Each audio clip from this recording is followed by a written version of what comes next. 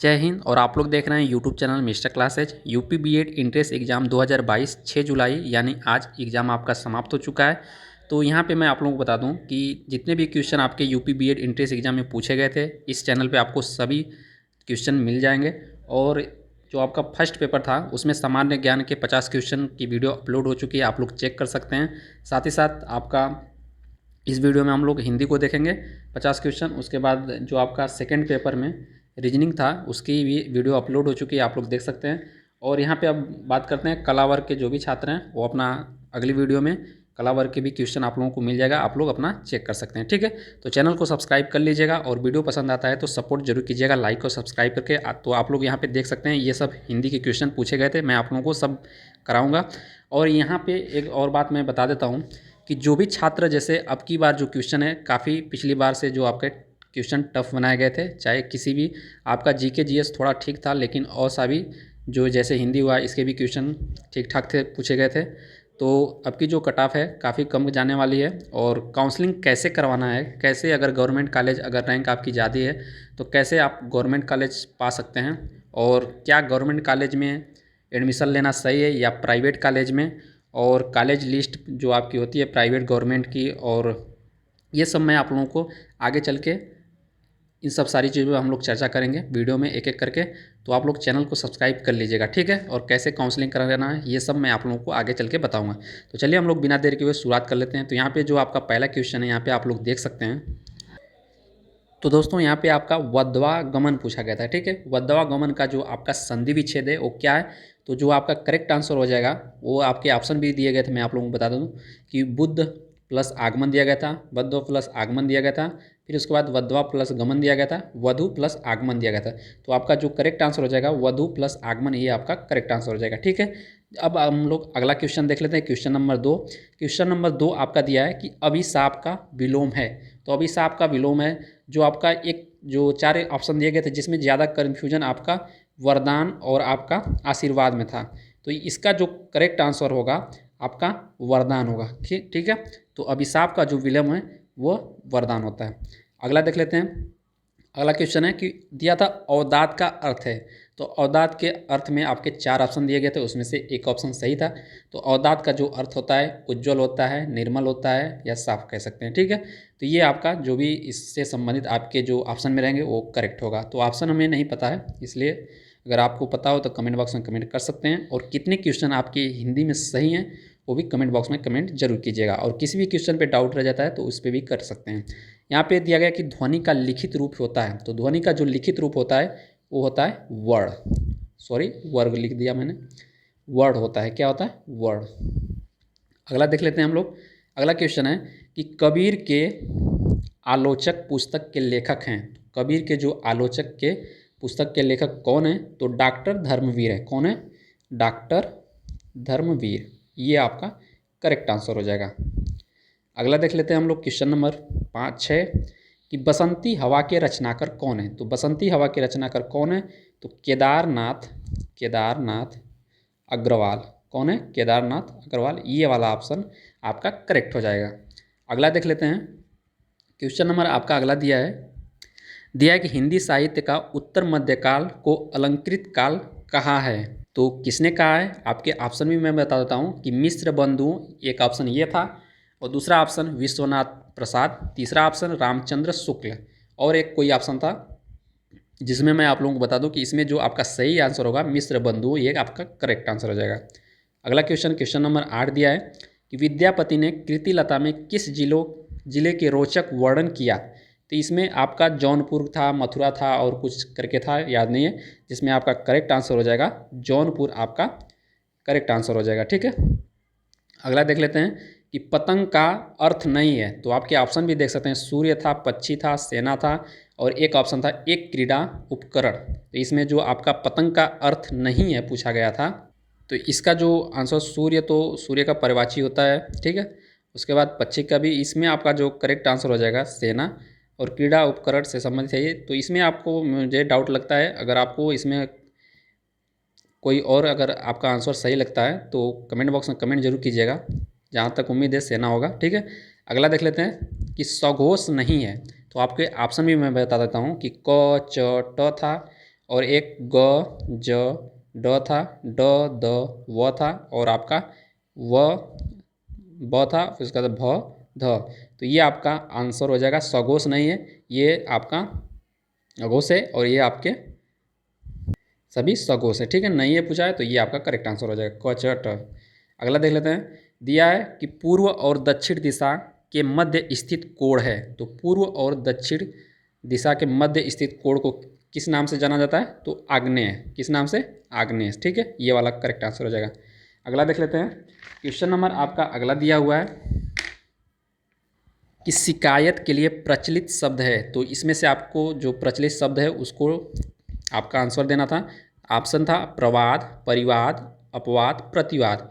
तो इसका जो करेक्ट आंसर हो जाएगा परिवाद आपका करेक्ट आंसर होगा। ठीक है, अगला देख लेते हैं हम लोग। अगला क्वेश्चन है आपका कि 14 सितंबर को हिंदी दिवस मनाने का क्या कारण है, क्यों मनाया जाता है?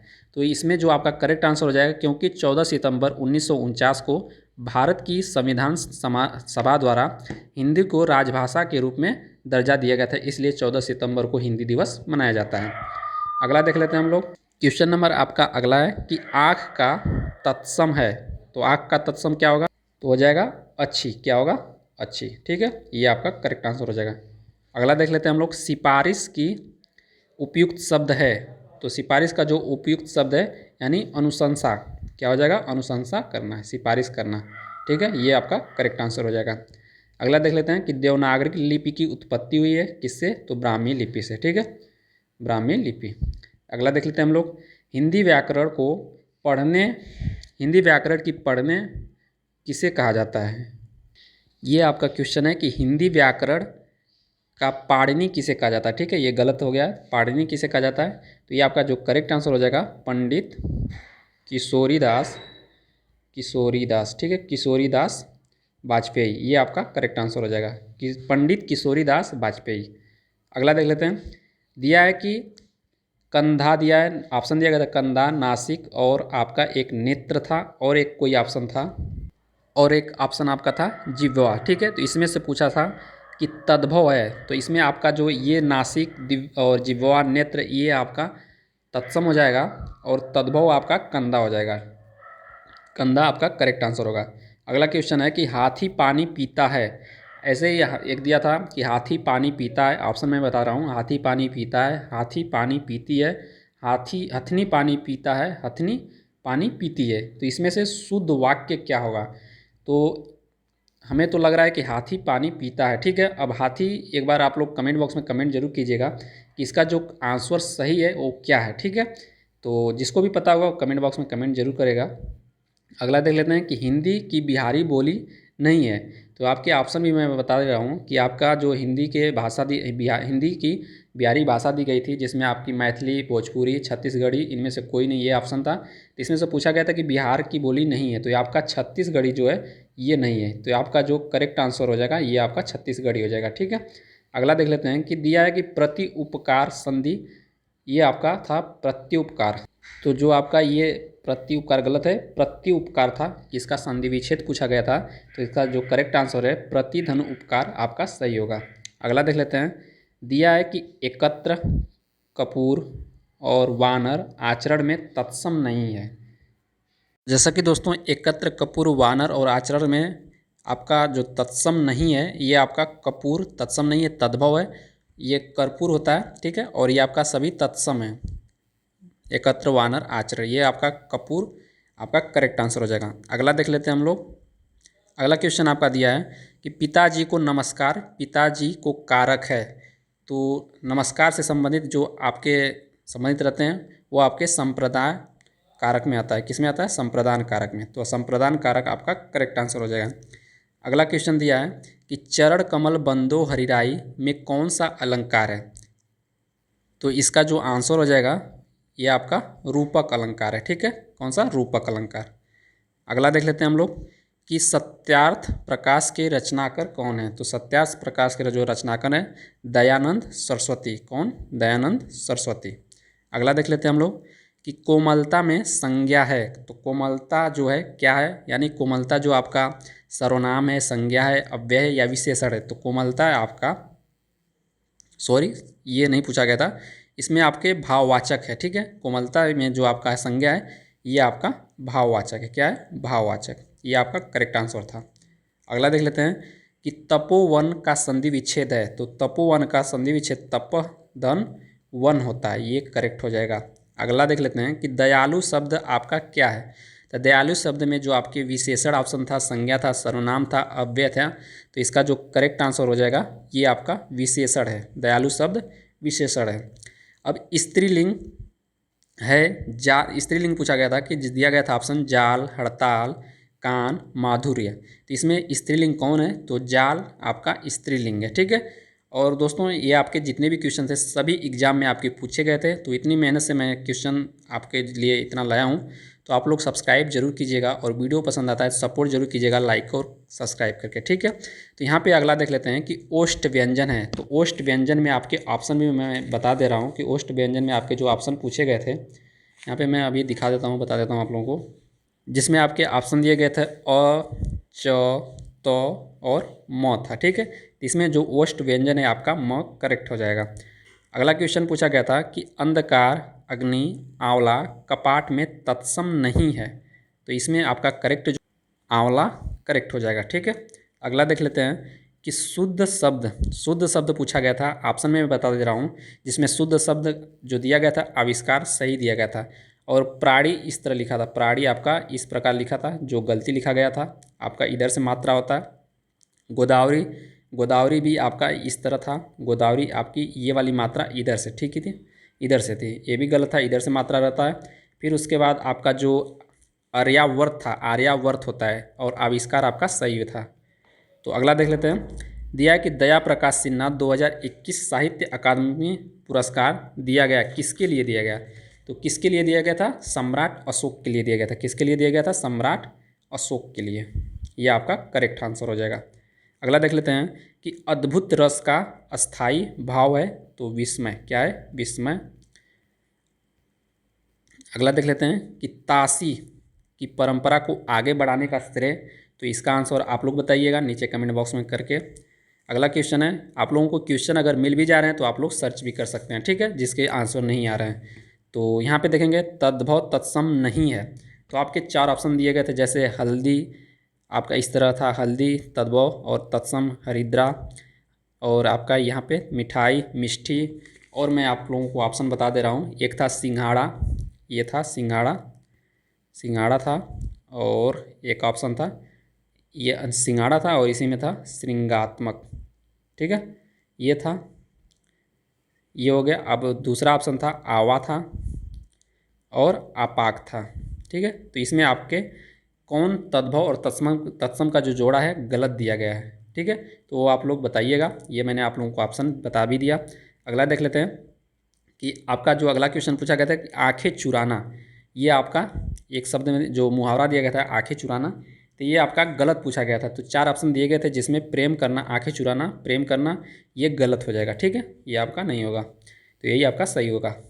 दिया है कि जब किसी शब्द के आदि मध्य अंत में किसी नई ध्वनि का समावेश हो जाता है तो ध्वनि का यह परिवर्तन क्या कहलाता है? तो ध्वनि का ये परिवर्तन मैं आप लोगों को ऑप्शन भी बता दे रहा हूँ, आप लोग जिससे कि आंसर भी ढूंढ सकते हैं, और जिसके मैं आंसर नहीं बता रहा हूँ आप लोग नीचे कमेंट बॉक्स में कमेंट कर दीजिएगा, ठीक है। तो यहाँ पे मैं आप लोगों को बता देता हूँ कि एक ऑप्शन था वर्ण विपर्य, ठीक है, वर्ण विपर्य, यह था ऑप्शन। उसके बाद एक ऑप्शन था वर्ण विकार, एक ऑप्शन था वर्णलोप, एक ऑप्शन था आपका वर्णागम, ठीक है, वर्णागम। ये 4 ऑप्शन दिए गए थे, तो इसमें ये वर्णलोप तो नहीं होगा। अब ये इसमें से ऑप्शन वर्ण विकार या वर्णागम हो सकता है, ठीक है। तो आपको जो भी आंसर आपको लगता है सही नीचे कमेंट बॉक्स में कमेंट कर दीजिएगा। अब यहाँ पे जो आपका अगला क्वेश्चन पूछा गया था कि वैज्ञानिक तथा तकनीकी शब्दावली का आयोग भारत सरकार ने लिंग्विस्टिक के लिए किस शब्द को निश्चित किया? तो इसके जो ऑप्शन दिए गए थे भाषा विज्ञान, हिंदी भाषा, वाद मीमांसा, हिंदी साहित्य, तो इसका जो आंसर करेक्ट हो जाएगा भाषा विज्ञान, ठीक है। तो इसमें आपके 39 क्वेश्चन मैंने कराया, इसमें से 1-2 क्वेश्चन के आंसर नहीं दिए, जिससे कि आप लोग क्वेश्चन पाए होंगे। तो अब इसमें से 10-11 क्वेश्चन और बच जाते हैं, तो और मैं आप लोगों को जितने भी क्वेश्चन अदर सब्जेक्ट में जितने भी क्वेश्चन बचे हैं मैं उसको एक वीडियो में करके आप लोगों को आगे बता दूंगा। ठीक है, तो आशा करता हूँ आप लोगों को वीडियो पसंद आया, सपोर्ट जरूर कीजिएगा लाइक और सब्सक्राइब करके। तो मिलेंगे अगले वीडियो में। ओके दोस्तों, जय हिंद।